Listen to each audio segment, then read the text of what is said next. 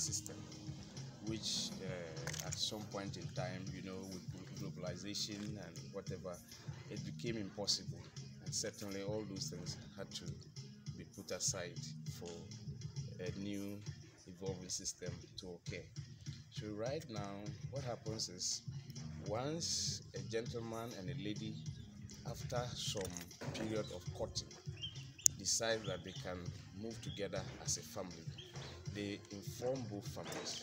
And when they are in agreement, and when there is no issue, then the family of the lady will tell the family of the gentleman the kind of things they will do, the performances. I'm sure that the initial stages, it is just cola and some drink, and possibly when it proceeds from there, then they add tobacco and other things.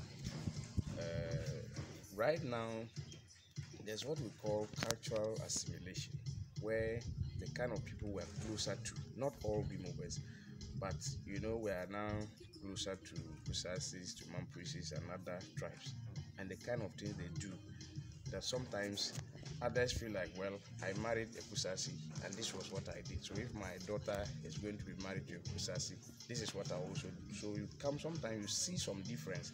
It is because of those things. Kusasis, they take cattle. Usually it was 4 until the Zugrana announced that they should make it 2 because it was becoming difficult for young men to marry, not because of their wish, but because of the difficulties in life. And so you see some part of our culture looking similar to that of the Kusasis, not because it is our culture, but because we are closer to them and we are doing intermarriage. So because of the intermarriage situation, there are times you find our people doing similar things like them. But the original Bimoba married through exchange.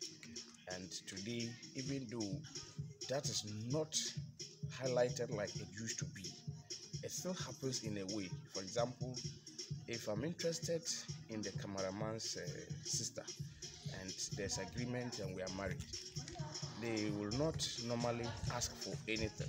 But any day he or any other brother from their family also marry somebody from my family, it is considered that it's done. There is no problem. Okay. So that is the modern way of the Bimoba marriage. And I also say that it's the organized way of going about things. Now we hear that there are teenage pregnancies. These are people who are obviously flouting, lay down culture, tradition, and customs. Teenage pregnancy, I understand, is happening in the land.